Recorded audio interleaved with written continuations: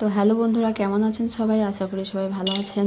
তো ইফতারের পর ভাবলাম একটু ফুচকা খাই, তো ফুচকা খেতে ইচ্ছে হলো।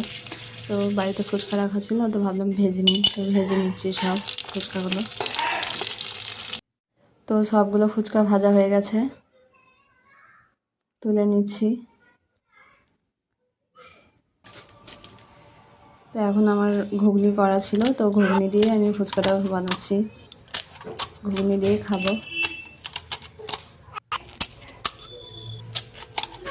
তো সবগুলো ফাটিয়ে নিচ্ছি, এখন ঘুগনিগুলো ভরে দিচ্ছি।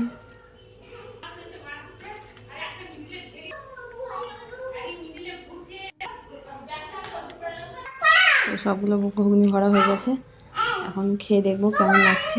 কোনোদিন এভাবে খাইনি আর বানাইনি, প্রথমবার বানালাম। তো কেমন হয়েছে কমেন্ট অবশ্যই জানাবেন।